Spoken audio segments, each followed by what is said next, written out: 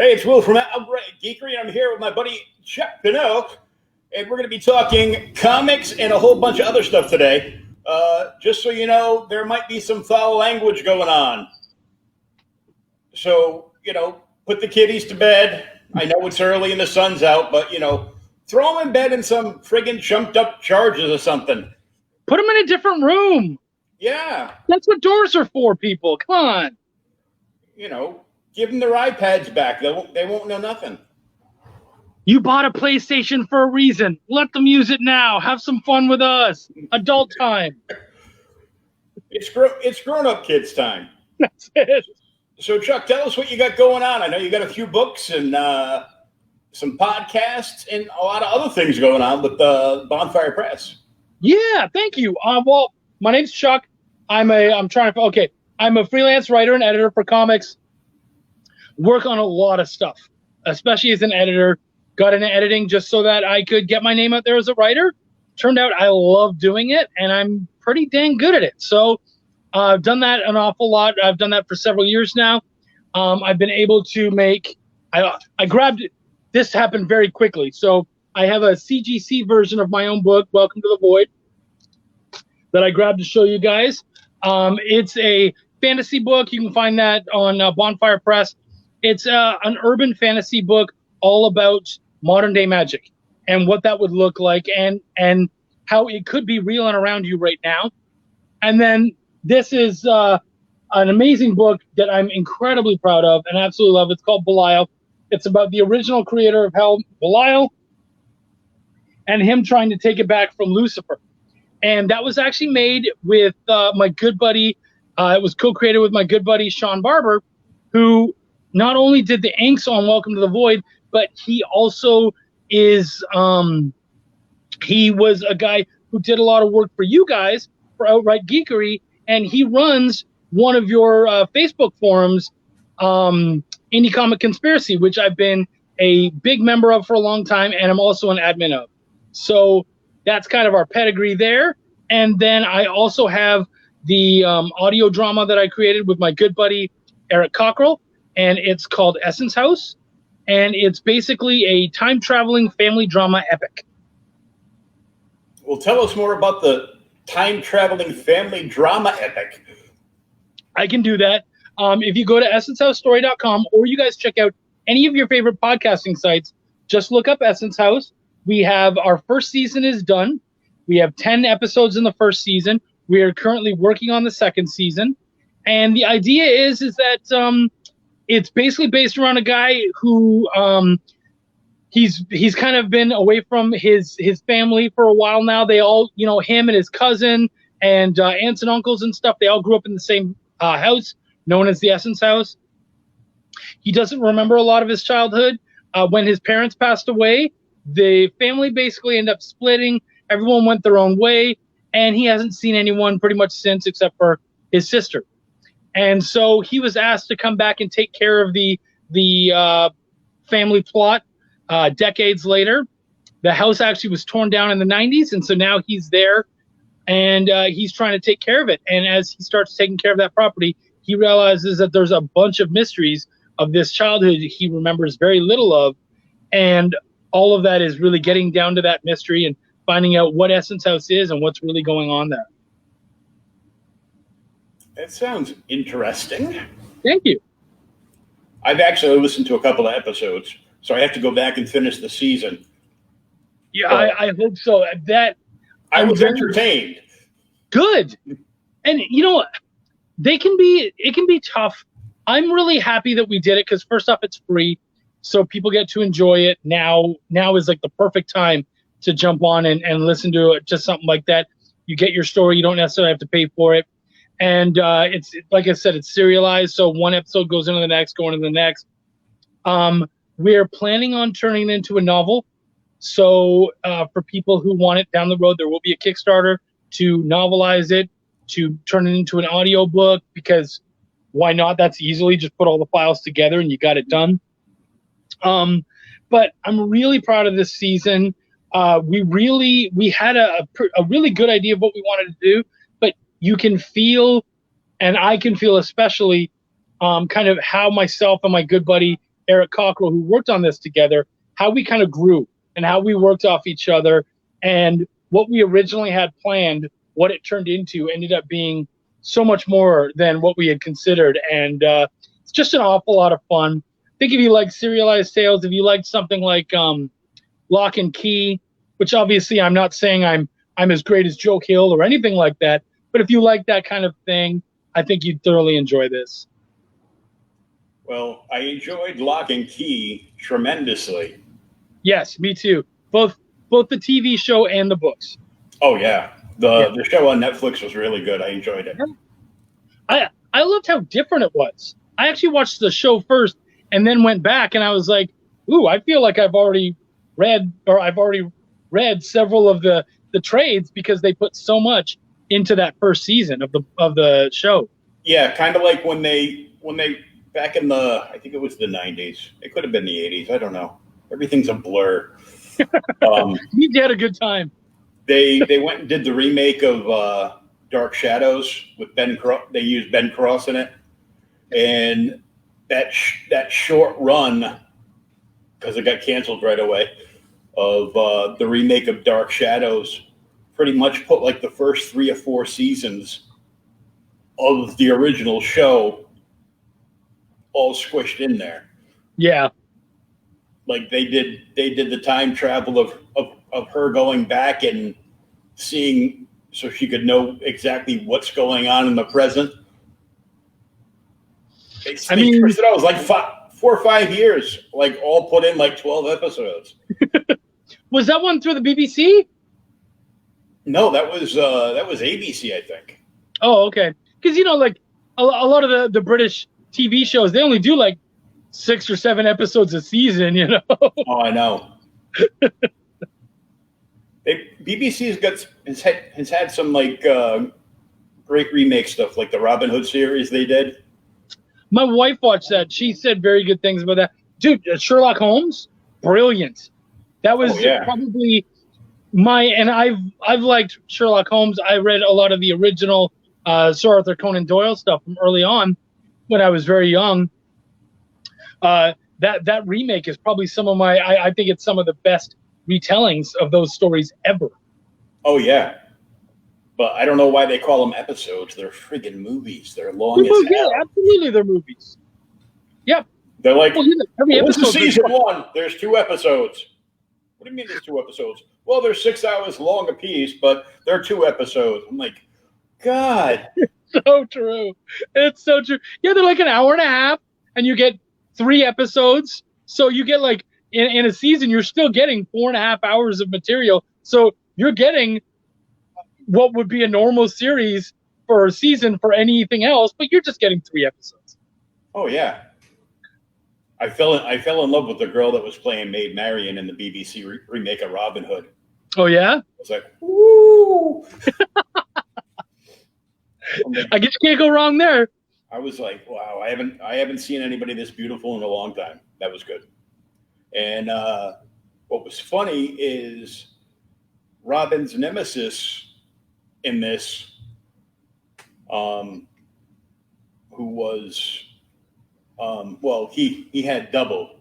He had Guy of Gisborne, who turns out is his half brother or his step brother at the end, but he was played by the actor who was in the Hobbit series, who was supposed to be the king of the dwarves. Oh, that's him. Oh, okay, cool. And I knew that as soon as he's got like a super distinctive voice. Yeah. It's like when you hear James Earl Jones or Sam Jackson, you know who the hell it is, no matter what. Morgan Freeman, yeah, absolutely. Yeah. It's like you know who it is. Yeah. And you hear this guy's voice, and you're like, it's the bad guy from Robin Hood. That's pretty awesome.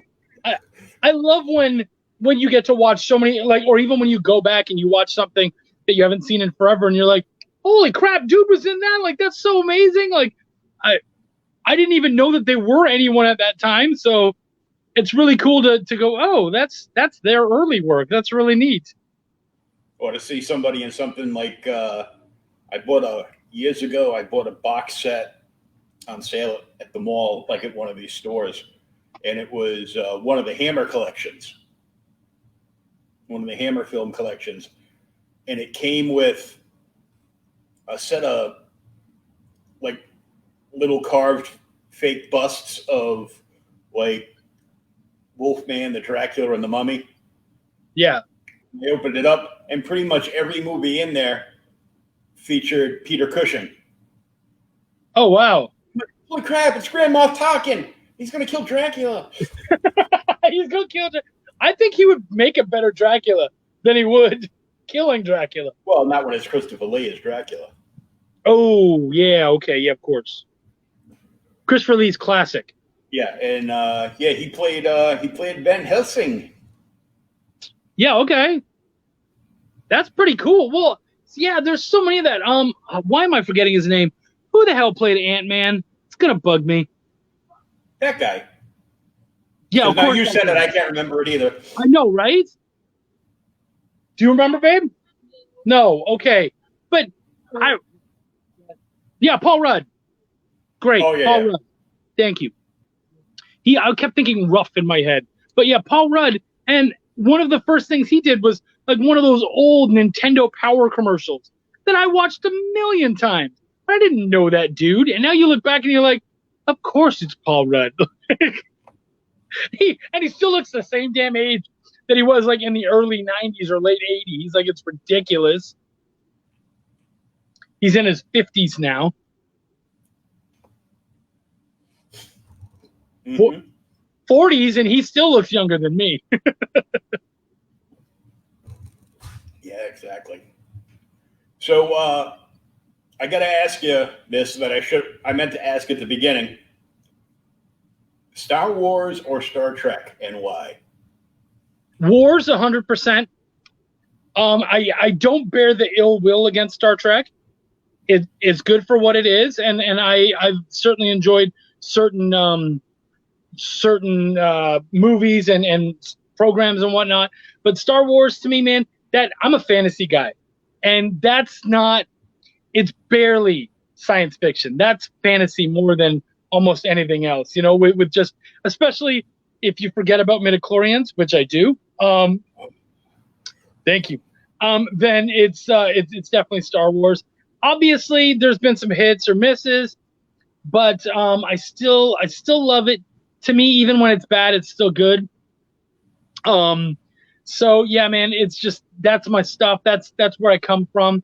The whole idea of the Force as a force of will, as something mystical, really gets to me and really excites me, and just the worlds and the worldview, the way they look at things and everything. I'm a Star Wars guy, 100%. I'm kind of like even keel with both. The best definition I got from anybody was, of course, they picked Star Wars, and they said that they really loved them both. But the difference is that Star Trek was on. Now it's on like every channel, like every day, like 5 different series. But Star Trek was a weekly episodic television show, so that was something that you could enjoy, sit at home, you can get immersed in it. It was great. But Star Wars was an event. Yes. I knew you were going to say event. I knew you were going to say event. 77 into the 80s, into the mid 80s, and then we waited and waited. I know, right? And waited. And then we got something, and we wish we were still waiting. Yeah, but so I would say, because a lot of people come down, the newer ones, they've been tough to enjoy to the level that I would love to be able to enjoy them. So I just have to be like, they happened and they're all right. The prequels, well, first off, there's certain things that I just choose to ignore. Jar Jar is actually not one of them, but midichlorians certainly is something that I just go, that didn't happen, and no one talks about it again, really. So I leave that out for the most part. But if you watch the Clone Wars TV show, dude, they become so much more amazing and so much better. That cartoon was absolutely brilliant. I haven't watched the the most recent season yet, but it's just absolutely brilliant. It really blows all that stuff up into amazing stuff. And then, of course, Star Wars Rebels. What Dave Filoni is doing with those cartoon shows is brilliant. And we also have The Mandalorian, which I barely heard a bad thing about. And I believe that the people who did say bad things about, they weren't going to like it anyway. So who cares? Well, the only thing I had to say about The Mandalorian is I had to force my daughter to watch it, and then she loved it. But she's 12. So if it's, well, just give me your code so I can go in my room, sit in the corner, and watch it on my iPhone. No. This is an event. For Christmas. Sit down and watch it with your father. Yeah, right. No. So I canceled after I watched Mandalorian like 30 times. Literally, it was just like I just set it on autoplay for like about a month. And so she decided there's nothing on D Plus that I want to watch. I'm like, okay, well, I got it for you. So I canceled the package. Hulu. I got Hulu, ESPN, which I never figured out how to get, and I don't care. And D Plus, I canceled it. But Disney keeps billing and taking money out of my PayPal every month for like the last 5 months. Whoa. And now they're telling me that I don't exist because they can't find the account.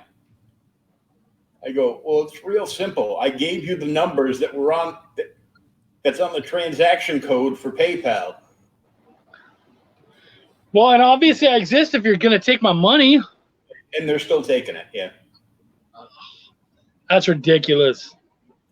So I gotta deal with them. But yeah, by the time I deal with them, I'm gonna be like, yeah, I want to re-up again, but I don't want to pay for it because you've already taken five or 6 months of my money for nothing. Right. Well, yeah, that's funny.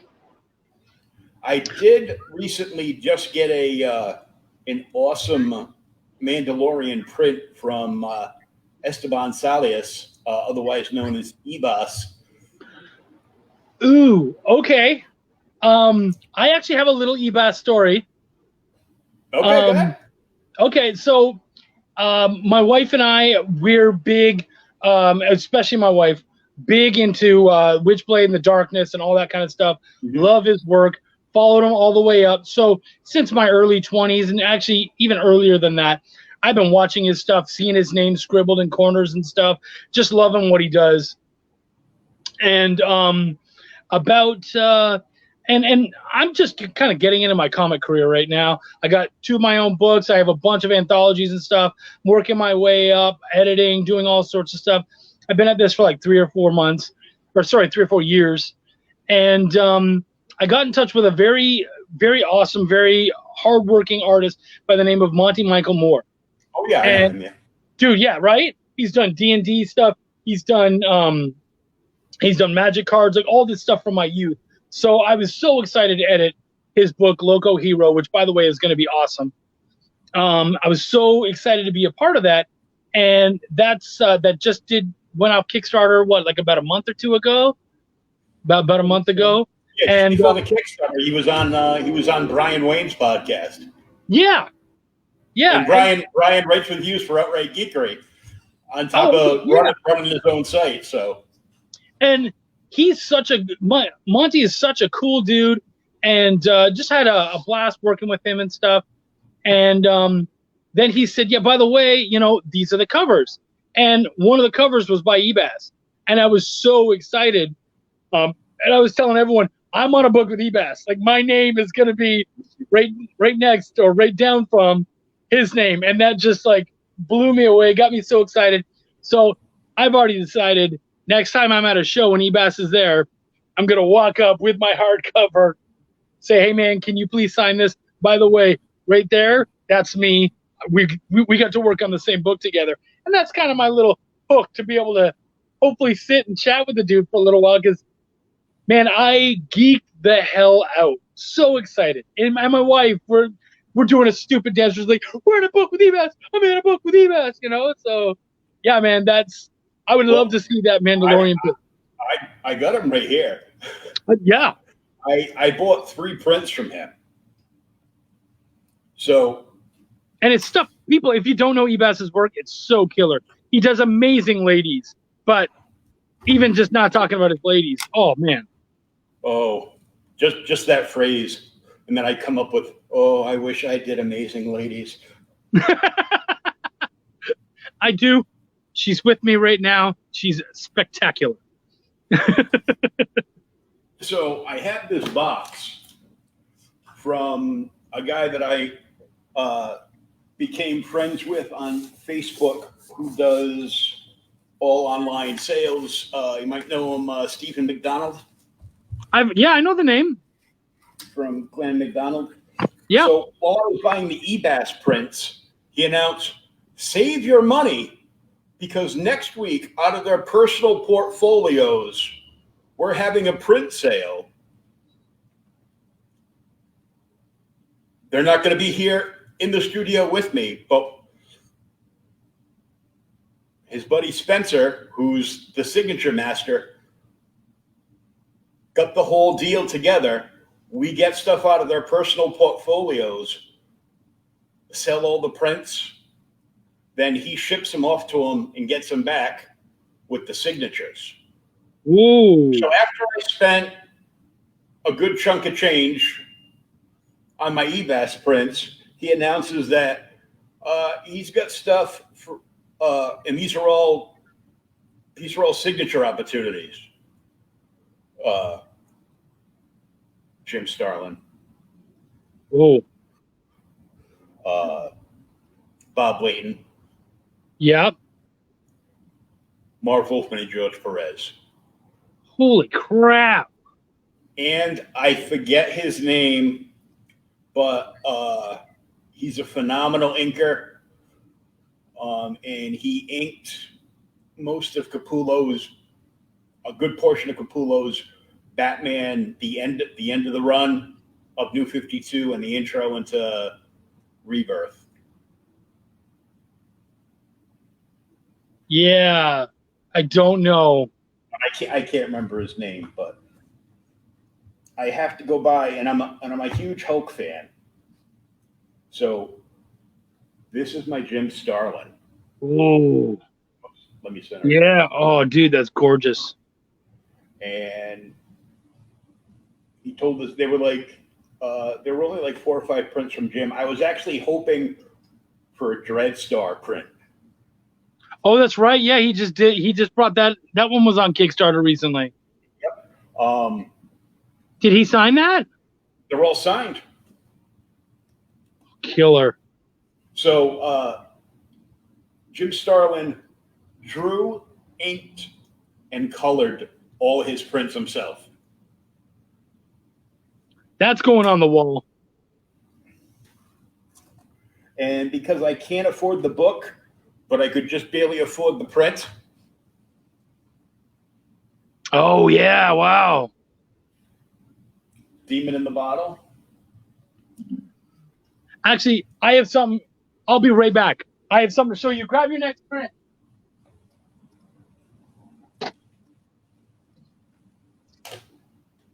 All right.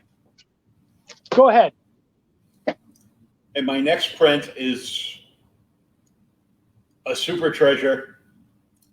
Of course, it's Wolfman Perez. It is the artwork print for New Teen Titans Baxter #1. Whoa, dude. Look at all those SIGs on the bottom, too. That's beautiful. They shipped it off to Wolfman, then they shipped it off to Perez, and then shipped it back to Illinois to. That's old school. That's great. Yeah. And I still think that's the best Nightwing costume. Look, I was gonna say, look at that old school Nightwing costume. I don't care what anybody says. It's definitely a sign of its times. Let's say that. And this is the Teen Titans I grew up with, which is why my daughter would be like, But Daddy, New Teen Titans Go is funny. You go, no, it's not. So it's funny that you brought up Iron Man because I'm an avid poker player, and I play poker with a bunch of guys. And what we do is you buy into the game, and then instead of having to pay, do it for money, they put slabs, comic slabs on there as the prizes. So I paid $20 to play a poker game, and Chucky is a pretty mean poker player, and he won Iron Man #1 from 1968 at a 5.5. Yeah. That is freaking sweet. Yeah. I'm not a gigantic, like, obviously I love Iron Man, but I'm not like that. It's not a holy grail. It's not something I was always looking for. So it's one of those things where someone's like, well, you're going to sell it? And I'm like, nah, I paid $20 for it effectively. You know, like, I'm going to sit on it. I'm going to enjoy the fact that I own Iron Man #1. I'll probably wait for an Iron Man movie to come out or something big with Iron Man to spike. And then I'll be like, hey, anybody want to fund my next comic? Here you go. You know, when they announce that they're going to bring him back from the dead. Yeah, exactly. Or if they have him, you know, he's a part of the movie somehow because maybe he's digitized himself or whatever. Yeah, totally. Like Let's call this puppy. The techno virus, and he's actually Jarvis now. That's what I've been thinking all along. Yeah. Okay, you ready to drool? 100%. I got a trip shot of Ebos for you. Here is his Mandalorian print. Yeah. There's your first swear word right there. Oh, damn. Dude, holy crap. That's so good. And if conventions ever come back in the future, and he's at one of my local big shows, I'm gonna get my press junket and go in with this and have him do a remark on it too. Yeah, right. What would you do? Just have him like add a little, because he already signed it, right? Yeah, he already signed it. I wouldn't even ask him for anything. I would just ask him for a remark and let him do whatever the hell he wanted. Yeah. I'll show off my print in a minute. Ooh, who did that? He did. Oh, really? Okay, wow. I've never seen him do a Hulk. I've never seen him do a Mandalorian either, so all right. Mm-hmm. That's sweet. That almost looks like circa the TV show. I know. Guess who's Right? going to sign it? Guess who's going to sign it for me? That's cool, man. I like that. So my wife, for Father's Day, because she's a delightful lady, she got me this signed by Greg Land because I'm a huge Wolverine fan. Oh, nice. So yeah, she got that signed for me, and I love this piece, and I can't wait to show it off and have it up on the walls. So I feel you. I'm not usually like a big print guy, but that to me that's epic. I'm such a big Wolvie fan, and this is him through the ages, so you get to see all the different versions and whatnot. Oh, I love Greg's artwork too. It's so good. Yeah, oh yeah, absolutely. And I can't say the biggest because I don't have deep enough pockets to be the biggest Joker fan ever. But ever since I saw Cesar Romero as the Joker when I was like 4 or 5 years old on TV, I was literally batshit crazy. Yeah. And my Instagram and Twitter handles are Joker fan. Okay, yeah. How have you liked the newer iterations of Joker?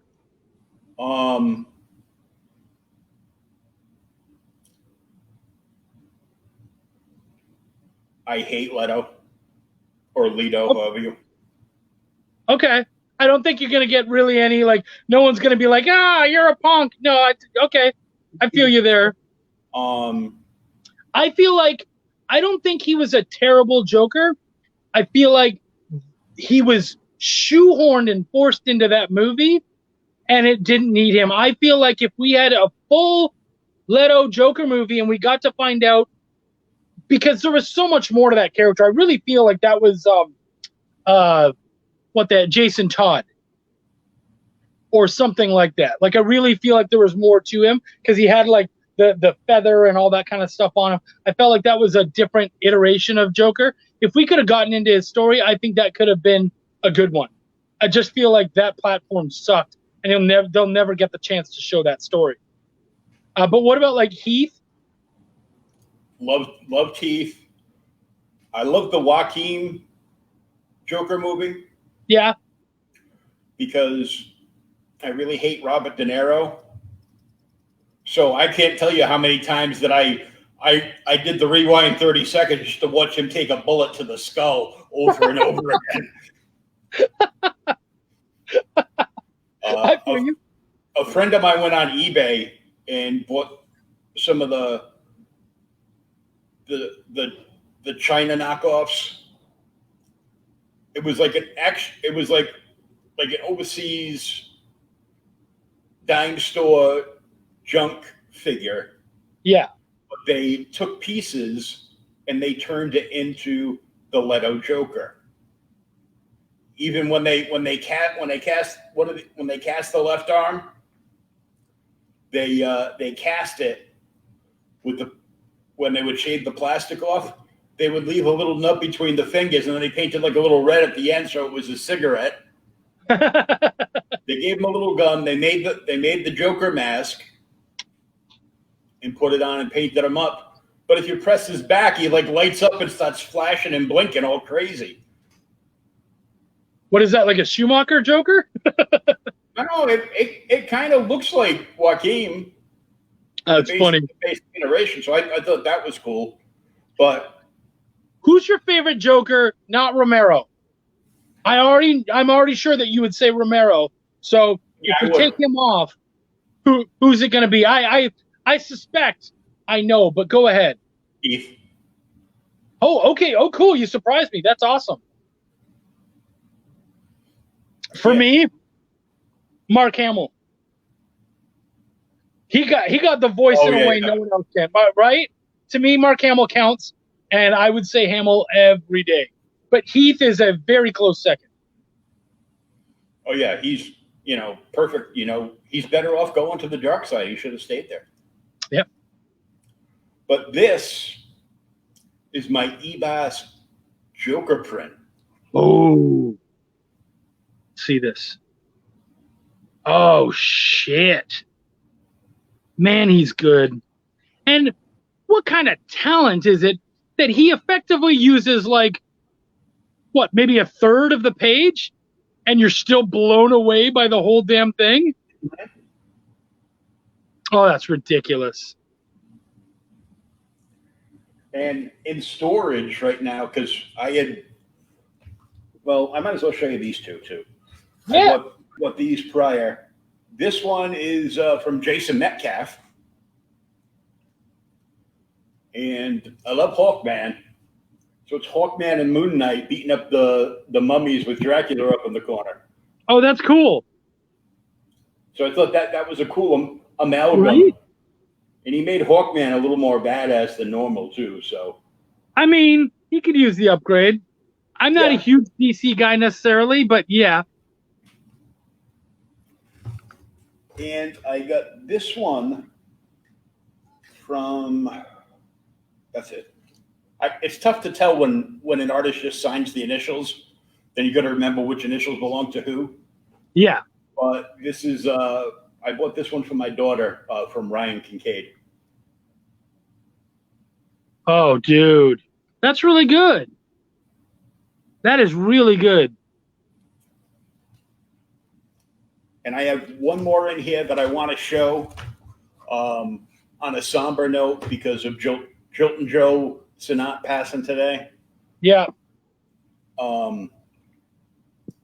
I got in on one of the auctions for Bob Allman's Inkwell Awards. And I won some original Sinat artwork, but it was the copied Blue Line version, and it was inked by Rusty Gilligan. Oh, wow. and it's signed by both. Wow. Look at that Loki. Can you? Yeah. Oh, dude, that's gorgeous. Oh, damn, man. I really like that a lot.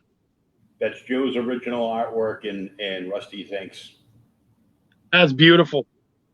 That's absolutely beautiful.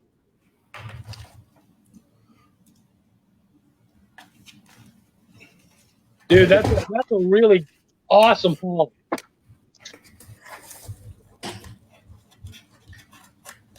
Congratulations on that one. Yeah.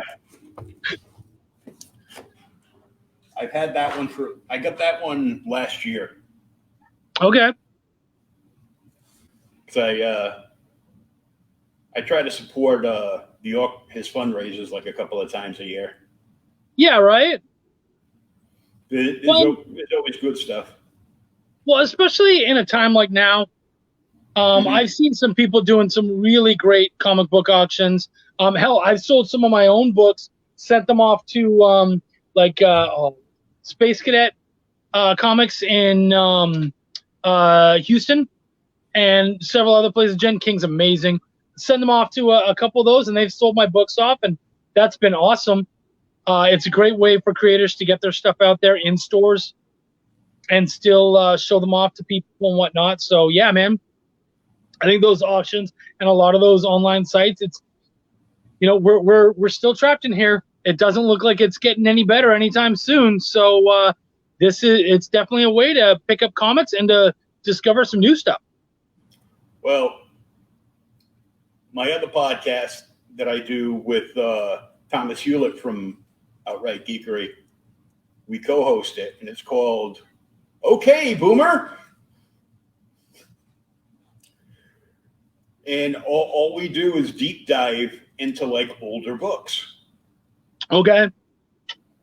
You know, because I would much rather spend money on something that I want, you know, silver or golden age, than go to a comic book convention dealer who lists themselves as a comic book company because they have the money to dish out to get their own special variants. Well, they're limited to 600, and that's why we sell them for $100 a piece. Right. No. I mistakenly jumped on an auction from a guy that I've bought plenty of stuff from, but I could not pass up, because I am a DC guy, and especially with the Stargirl series going on, and they're showing the connection to the old JSA, which I think is awesome. Yeah. I couldn't pass up the fact that I won this for $35 signed, and you couldn't get this book graded in a signature series for $35. Yeah. And I paid $35. Ooh. All-Star Squadron number 1. Wow. Jerry Ordway signature right at the bottom. Dude. And that's a 6.5. That's insanity. But it would cost you $50 to get it graded at least. Yeah. In signature series, yeah. Oh yeah, they love your money. So let's get back to you. Yes. We've been playing show and tell so much, so I know, right? Yeah, I mean, working on tons of stuff. I have a good buddy, Travis Gibb, where I have a piece in his upcoming anthology called Cthulhu Invades Oz. Very excited about that. They're looking at having that go with to a publisher, so that could be a big deal. I'm really excited about that. I really love my team. I think we did an amazing piece there. It's myself, my buddy Kyron Sylvan, Alan Ellsworth, and then of course the letterer he lettered the whole book is Jerome Gagnon. And dude, that's going to be an amazing book. That's going to be hitting Kickstarter in October. Of course, currently working on the next Belial. The next Welcome to the Void is coming together. We got Essence House Season 2 is going to be hitting in September with the novel hopefully kickstarting early next year. Tons of short story. This year has been a lot of short stories. A lot of people have been coming to me, hey, I want a short story. I want something for my anthology. Cool, no problem. I recently did one that looks like it's going to get into an Antarctic Press anthology. So yeah, trying to just make waves, get my name out there, show off the goods, and work my butt off, man. I really want to do something with this and see where it can go. And so I'm just trying to get it out there. And it was part of why you and I met, so to speak. We've been friends for a bit, but we actually met. I did a live broadcast just before here. I was talking to other creators about some missteps they might be taking in their approach to advertising. And you were like, hey, man, do you want to do a show? I was like, yeah, I'd do one now. And here we are now doing one. I was like, yeah, okay, let's go. Yeah. Like, hurry up and let's do this because I got a poker game tonight. Yeah, I did say that. Well, I got to win some more slabs, man. I got to keep myself in. Tonight's a big one because tonight is Giant Size X-Men #1. It's a 2.5, but I don't care. I'm a massive X-Men fan. That is the #1 book I've wanted. It's that and then Hulk 181. Like those are my so I don't care what the grade is. I could get a 1. Just saying, if you win tonight, I'm up for adoption. Yeah. Okay, cool. Well, I mean, most of my kids are starting to leave the house, so I suppose I could use another one. Now, when I adopt you, are those prints coming with you? Because I think we're going to make a happy couple. Well, I need some place to hang them. Oh, well, okay. Yeah, I think we're going to get along just fine, Will. Okay. Just fine. I'm in a 2,400 square foot loft right now, so. I think that sounds. If I didn't have a family, like if it was just say me and my wife, I think that'd be awesome. I'm looking around at your place and I'm like, I would totally be down for something like that. Where are you? Are you in New York? No, I'm in Mass. Okay. Yeah, just like south of Boston. Yeah, dude. Oh, look at all that. Comic boxes. Dude, we might have to move into your place. You look like you have more storage facilities.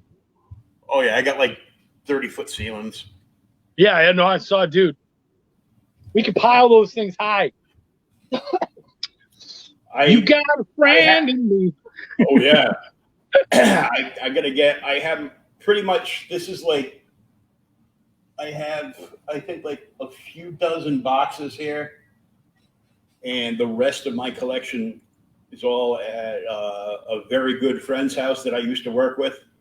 From when I slipped into the coma, he's got like, he owns his own like storage bin.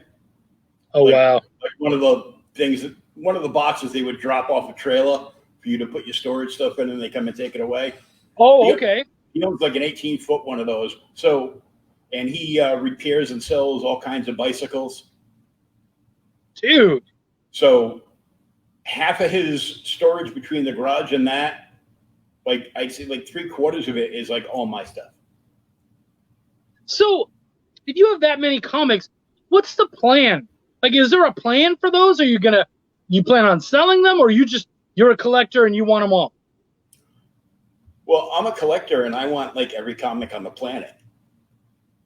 But I'm going to have to go through and sell a whole bunch of them because I don't have the room. I've got cases of action figures. I've got I've got a whole bunch of original Migos from the 70s. I've still got my mother gave it away on me because there was a little boy at church whose father left him and the mother, and him and his buddies went in because he said, "Oh, we're all moving to New York." So his buddies helped him pack up the entire apartment. So they took everything. So the mother and son came home one afternoon and the apartment was bare. The little 5-year-old boy didn't have anything. And my mother and I were moving to a different city, and I was like 13. It's like, well, he doesn't need these toys anymore. So while I was at school, she gave all my original GI Joes, the rotary friction spin helicopter, the 6x6 with the talking box on the back for the missions. I had the talking GI Joes, but I used to be a ginger. Now I'm just a balder. And my daughter's a ginger. But because I was red hair, I had red hair. Every time my mother bought me a GI Joe, it was always a friggin' redheaded GI Joe. Because apparently I didn't get picked on enough. I know, right? You have to be the kid who's got the all ginger army going on. Yeah, she gave all those away. I had pretty much just about every toy from the 70s and 80s. I had Shogun Warriors. I only had one of them, but I had Mazinga Z, and I just saw Mazinga Z at the last con last November at the Rhode Island Comic Con for Multed Reality. Guy had it there, mint as, I'm going to drop the first one, fuck. And the box had barely a mark anywhere on it. Wow. And he was taking offers, but he wanted around $800 for it.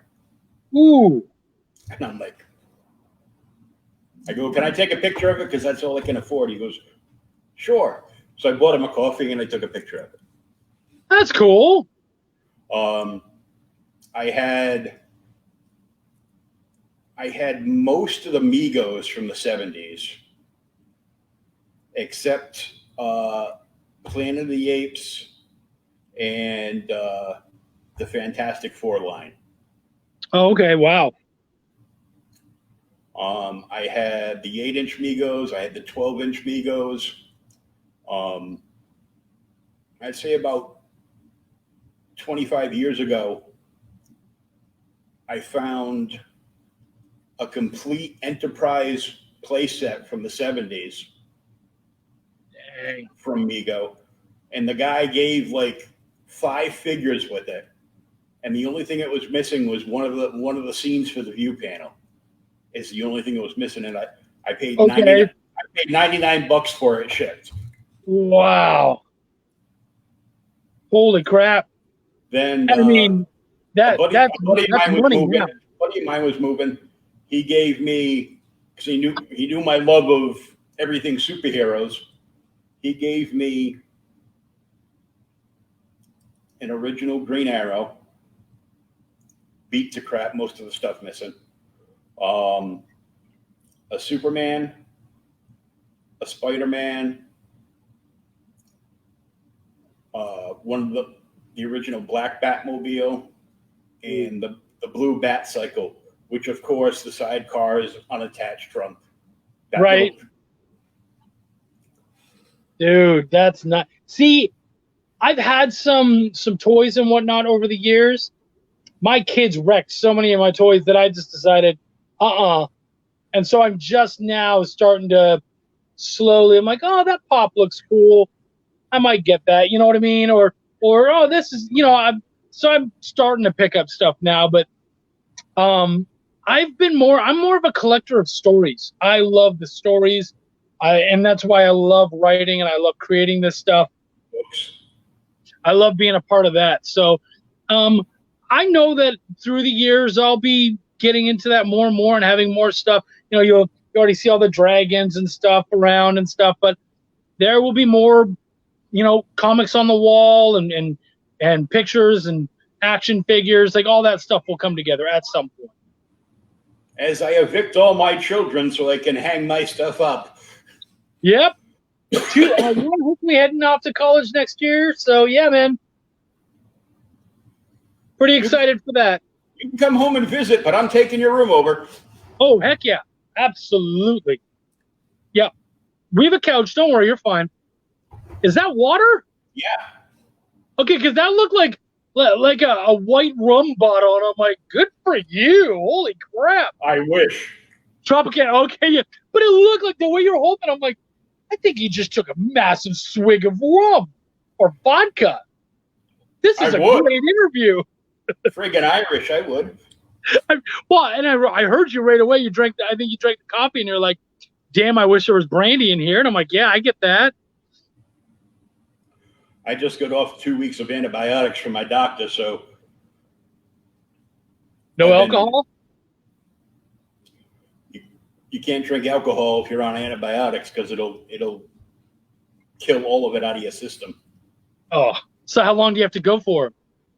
I'm all set now because I've been off it for like over 24 hours. Oh, okay. So you could drink now? Yeah, I could probably get I'll probably get a little something tomorrow. Right.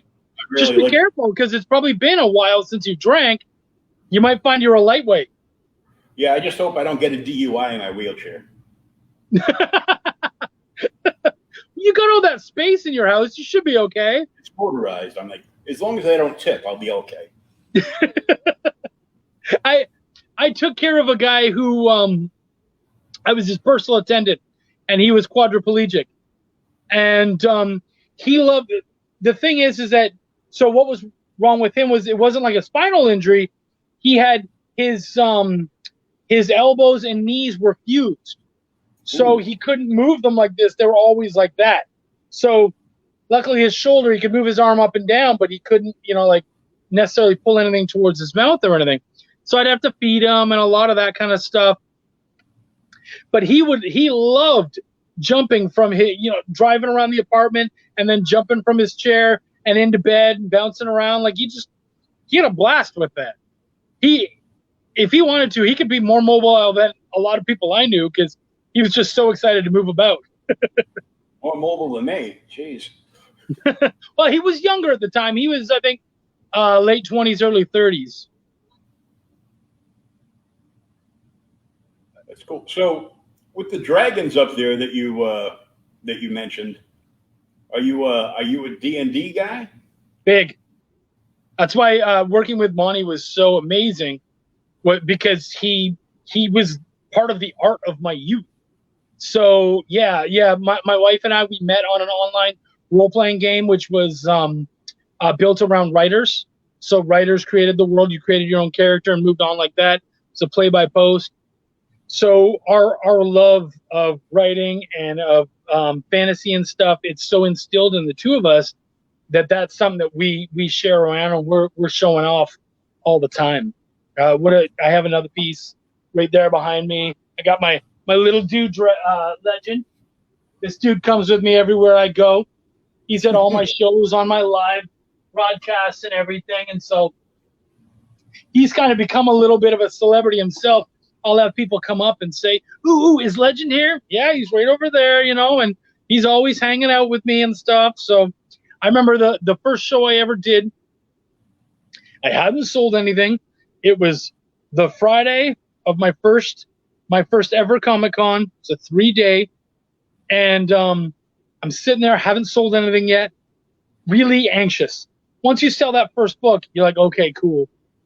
Now I can sell. But until then, you're useless. And so I'm trying to sell. And these kids run up and they're like, oh, I want that so bad. And what's different with me than most other rookie comic creators is that as an editor, I had a lot of different books. I didn't just have mine. So I had some kids' books up on this kind of carrying case display, like magazine rack, but I couldn't see what they were looking at. And so they were so excited, like, oh man, we have to have that. We have to have that. And the mother's like, okay, I'll get you for that. How much for this? And they pull out Legend. And I was like, that's literally the one thing on my damn display I can't sell. I'd even sell you the magazine rack before I'd sell him. And they were like, well, we really want it. I'm like, I'm sorry, man. He's my dude. My kids gave him to me. He's on all my like, he's my mascot. I can't do that. So they left not happy with me, and they certainly didn't buy any comics. I did sell comics that weekend. I did do very well, and I was very happy. But that was a rough start. Now, how long ago did Into the Void and Belial come out? Belial came out last year, and Welcome to the Void came out the year before. So my hope is to have both of those coming out towards the end of this year, the next issues. Man, making comics is expensive. You're talking, thousands of dollars. Unless you're a phenom who does the art and does everything. I'm a writer-editor. So I have to pay for my art. I have to pay for my letter. I pay for everything. People have said, you could learn how to letter, but lettering is an art itself. I would rather pay the $10 a page and get someone who's really good to come in and do it properly than to screw it up and not do a good job myself. So yeah, it's expensive, and so that's where a lot of my editing money goes from. That's why I don't buy a lot of toys as well, is because I have to buy my books, and now my wife is about to get her book out at the end of the year too, so we're paying for that one as well.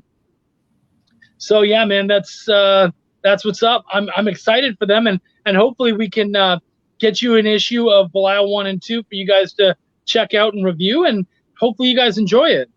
Oh, definitely send those over to me. I'll DM you my email address, and you can send me over like a few JPEGs and the PDF for it, and 100%. I'll get somebody on it. We'll get a review up for it, because I want to check it out myself anyhow. So great, yeah, I would love that. Yeah, feel free to check it out and share it around with your gang.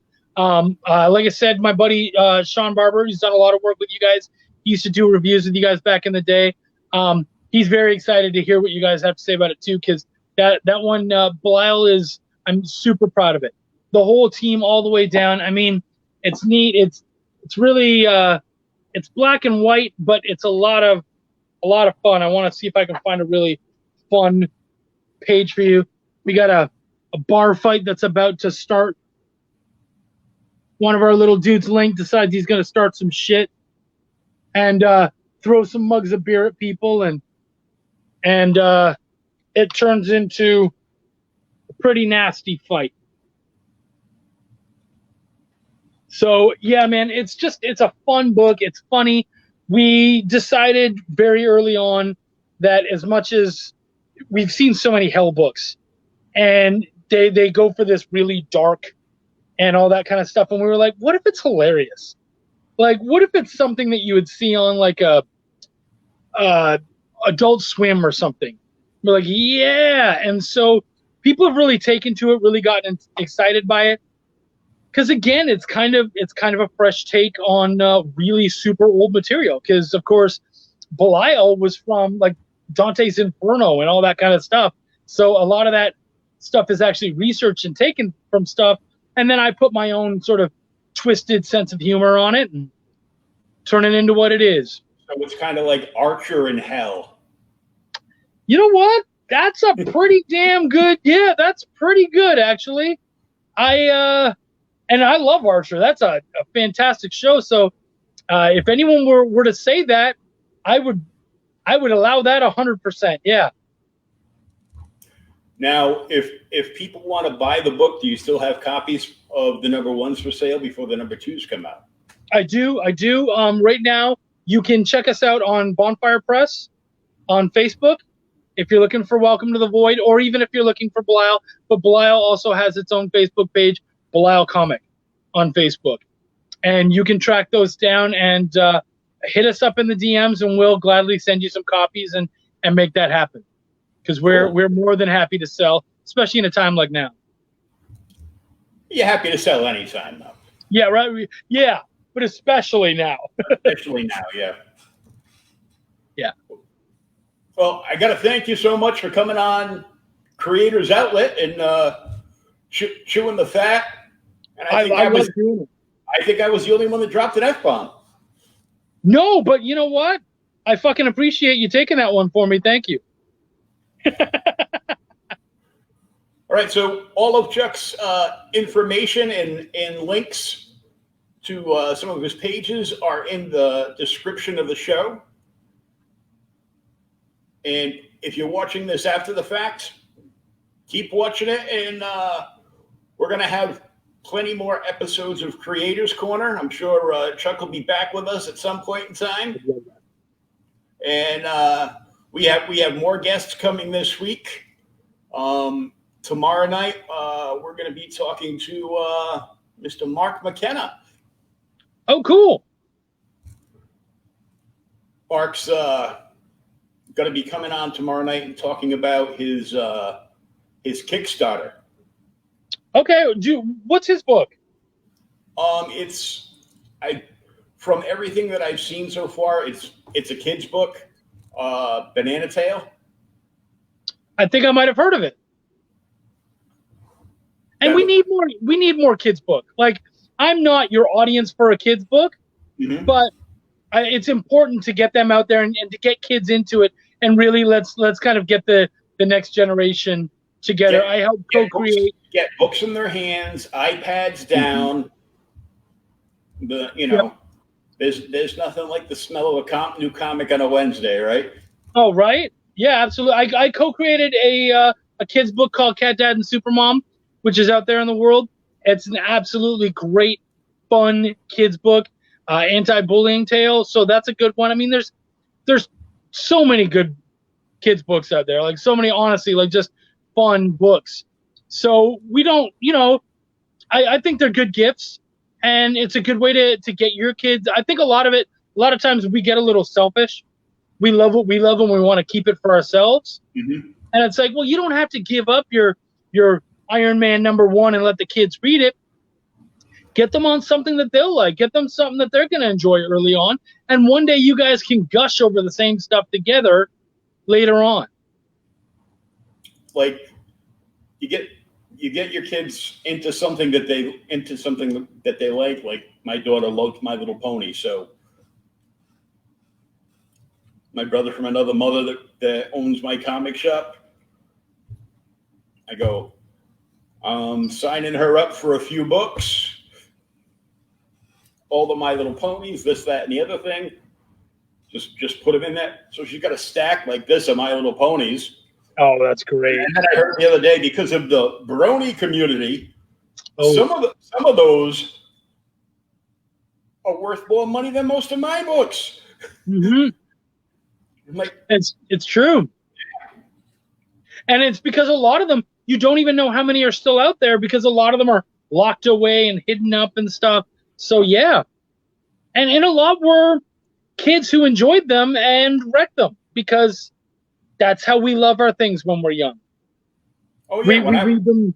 When I was like 5, 6, and 7 years old, we used to take our comic books rolled up in our back pocket outside, jump on our bikes, go up to our friend's house, and we'd like swap books. And okay, did you read mine? Yeah, I want my Hulk back. Oh, okay, yeah. Here's your Batman. I really like that one. Yeah. But yeah, definitely. If we have any creators out in the audience that want to come on the show and talk about their product, and whether it's a Kickstarter or anything else, please contact me. You can email us at outrightgeekery@gmail.com.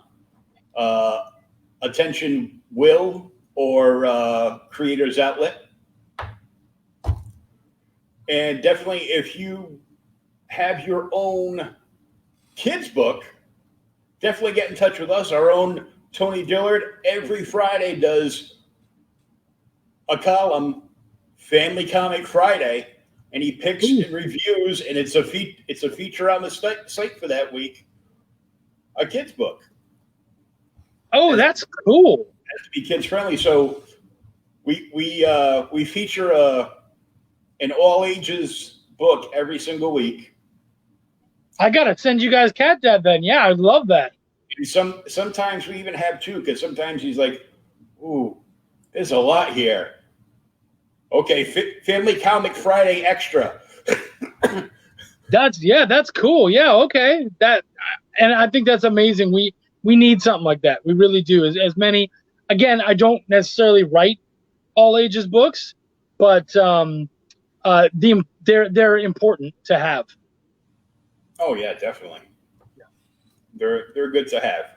Yeah. So We know where to find you online, and we will be checking you out very soon. Thanks to everybody for joining me, and make sure you join me tomorrow night. We're going to be going live on the Outright Geekery Facebook page around 8:30 with Mr. Mark McKenna talking about his new Kickstarter, Monkey Tail, I believe the name of it is. I don't have it in front of me, so do not quote me on that.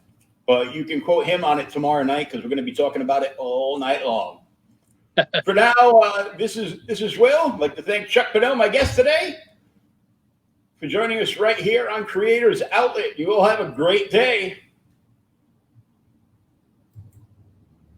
See ya.